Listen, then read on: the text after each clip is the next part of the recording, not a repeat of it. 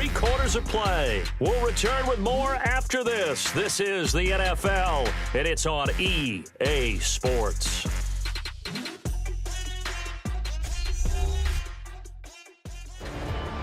Back now here in Santa Clara. It's the Texans in control of the football and leading this game as well as we start the 4th.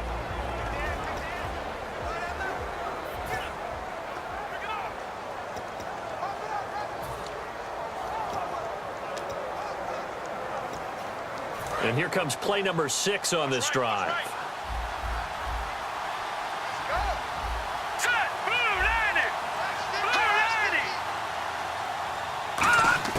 On second down, Osweiler. And Tammy with it over the middle. That one goes for 13 yards, and it moves the sticks. And let's discuss Osweiler a little bit further. Obviously, an interesting journey for him to get here to Houston. Groomed in Denver and actually got to play some before he ended up making his departure to Houston. But after the Broncos won the Super Bowl, I think he was in search of his own team and his own destiny as maybe a Super Bowl quarterback. They gave him a great opportunity, and he took advantage of it and headed to be a Texan. On first down, Osweiler. Caught left side, Hopkins. They pick up 12 on the play there, and they move the chains. And with that last play, he's now up over that 300-yard mark. And in today's NFL, it almost feels routine. And I hate that when you talk about a 300-yard passing game. To me, 300 yards still signifies excellence, and he's achieved that in this performance.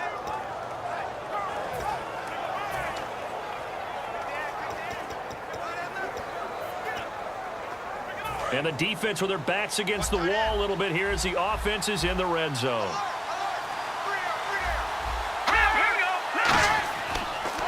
They go back to the ground now with Miller. Looking for a seam, but finding none. He'll get back to the line of scrimmage, and that's it. And in this situation with the lead, 4th quarter, they're liking keeping the ball on the ground, I'm sure. That's just smart football, but you know the defense has to know it as well. They've got to stop them here. So now we're going to see that loading the box in a big way. 6, 7, 8, 9, whatever it's going to take, puts a little bit more pressure on your big offensive line. Looking to jam the receivers at the line here. Press coverage look defensively. On second down, here's Osweiler. His pass caught at the 4. And he'll take this one in for a Texans touchdown. Will Fuller, his 2nd touchdown of the game, his 3rd on the year. And the Texans will extend their lead. In order to lead in a game, you're going to get plenty of contributors, but that's his 2nd touchdown catch of this game. He's one of the key guys in this one. And you better believe he'll be looking for the hat trick here as this one continues to go. Carpenter now for the extra point.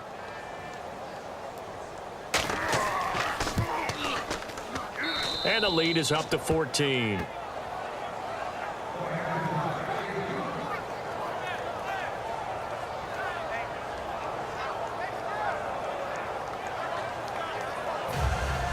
After the TD, here's Carpenter on to kick it away. This fielded a few yards into the end zone.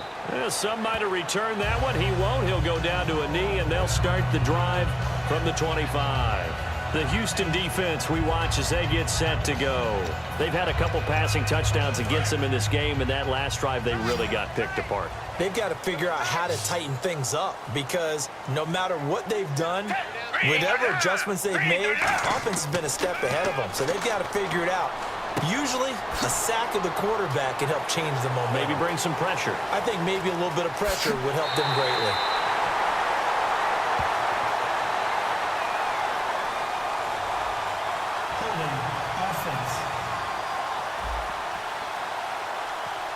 And, of course, the defense is going to accept this penalty.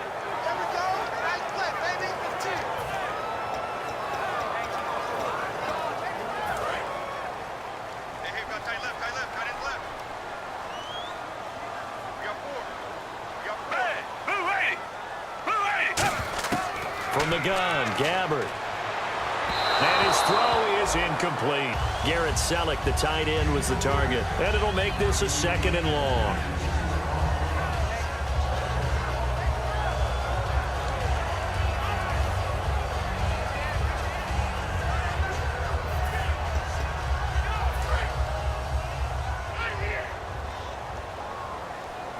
They come up in an empty set. 4 wide receivers, 1 tight end.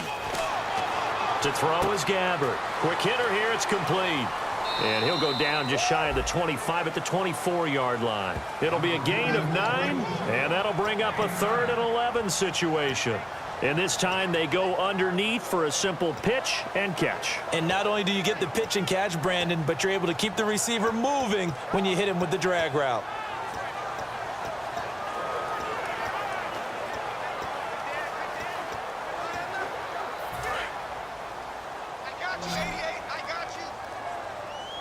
And the Texans have an extra defender in the secondary now on 3rd down. Now Gabbert. A dump off for Davis. And he'll get it up to the 33-yard line. Give him 9 on the play, and that's going to bring up a 4th down. Partner, I think that completion takes the definition of dink and dunk to a different level, doesn't it? It does, and the defense was right there, kind of played into their hands.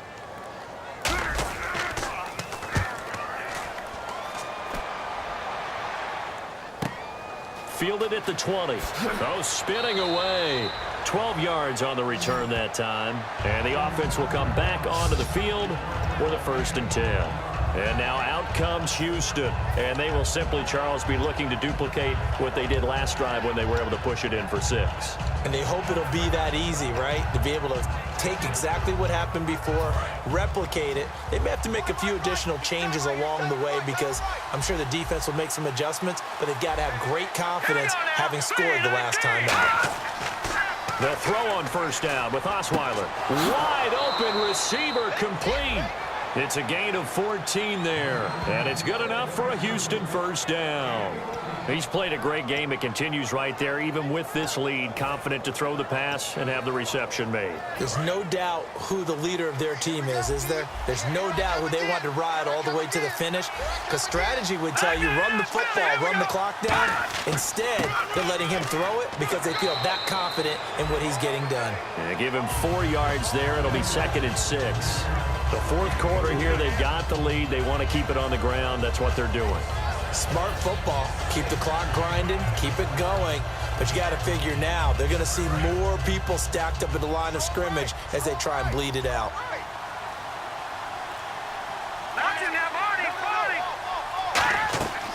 They'll run it now out of the gun. And he'll get this down only to about the 46. It'll be a pickup of a couple, and it leaves him with a 3rd and 3. Well, so many times we look at a short run and we praise the offense for trying to set the tempo and establish things, but the defensive guys, hey, they just won the battle there. It wasn't a big run given up. They don't always have to absorb the body blows. Sometimes they dish them out themselves. Osweiler now to throw on 3rd down. And he fumbled it. It's on the ground. And the defense not able to get it. From a defensive perspective, what's that moment like when you realize the ball is loose? It is a moment where all concentration goes right to the football. This is something you've talked about in all your preparation for the game. And you probably talked about since training camp. Knock the ball free, take it away from the other team, and now you have that chance. There's a little bit of deflation when they end up recovering it. They knocked it free, but couldn't take it away.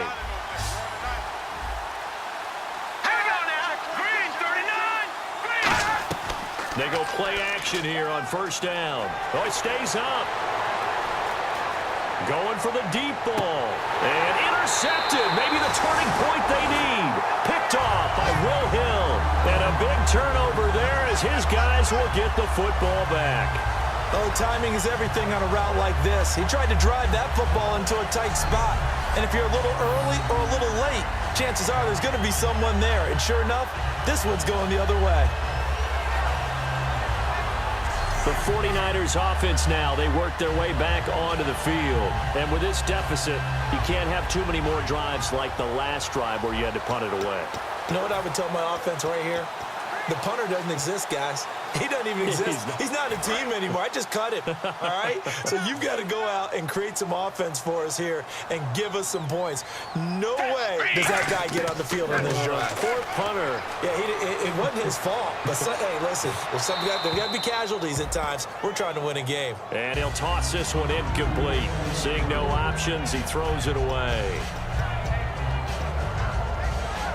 2nd down now after the incompletion. They come up in an empty set. 4 wide receivers, 1 tight end. Throwing. Gabbert. Oh, he dropped it. They were looking for him in the middle third. He couldn't catch it. Now 3rd down. It looked like they had something there, but I think that he was thinking about running with the football before he actually hauled it in, and that led to a big drop. Offense trying to avoid stalling out, facing a 3rd and 10.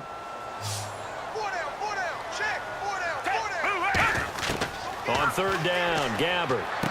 He rifles one that's intercepted. A great read, and it's picked off. And he will bring it back to about the 11-yard line.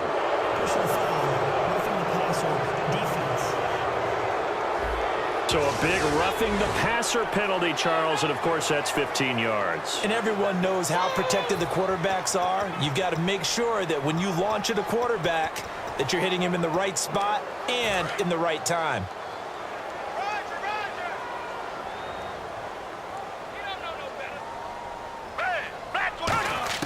On 1st and 10, Gabbert. And no escaping this time as he'll go down. They got him for a sack.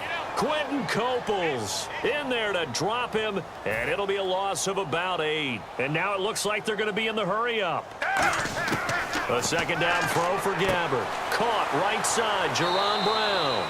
And they'll get him down here at the 23. Call it a gain of 5. And it's going to be 3rd down and a ways to go here. 3rd and 14. And with a 3rd and 14, we have 6 defensive backs out there now defensively. Here's Gabbert now. And no escaping this time as he'll go down. They got him for a sack. Whitney Merciless coming in to drop him for a loss of 8, and it'll be 4th down. Brandon, what I remember most about playing with guys who knew how to rush the passer, they would just tell you, just cover people for me, just long enough for me to get there. And that's exactly what happened on that play. Here's Bradley Pinion now as the drive goes backwards, so he's on to punt it away. First kick, 47. This one looks good as well. And he'll take it just outside the 40. It's a 42-yard punt, but 8 on the return. And the offense will take over with a new set of downs. The Texans offense now, they get set to head back onto the field. And following the interception, just any interception, are you a little bit more cautious when you start that next drive, or no, you just throw that out the window? I think you are. I don't think that there's any way you can run back out there and go, totally didn't affect me. Let's just go ahead and be loose with the football again. You're going to take care of it, but you have to be careful about being too cautious because now you can't run any offense at all. Still want to attack. We'll see how they attack him here. They'll start out on the ground. It's Lamar Miller. And he'll get across midfield and down to the 48-yard line. A gain of 3, 2nd down. Well, they held him to a short gain on that one, and it almost felt like on that first run, they were trying to just throw the jab at him. So how do you stop a jab? Get closer and smother it, just as they did on that last play. 2nd down following the run. Possible run anticipation here as the D-line sandwiches together. On 2nd down, here's Osweiler. Underneath for Miller. And he'll be brought down, it looks like right at the 40. It goes as a gain of 8, and it moves the chains. And that's one of his advantages of a passer, is it not? With his height, setting back there in the pocket, firing it over the middle, he can really see everything clearly. It is, and I know that other quarterbacks get it done different ways, all right? You don't have to be his height to make a great play. But what he does is he takes away having to make those slide steps in the pocket to find angles to throw the ball through. He just throws right over the top of it because he can see everything, and sometimes that saves time and gets the ball to a receiver quicker. They give him 14 yards that time and a fresh set of downs. And defensively, they just don't seem to have much of an answer for this passing game. Not at all. Look at the confidence that's exhibited here. With that type of a lead, clock on their side, instead of running it, they're still throwing it, trying to pick up first downs and keeping the football.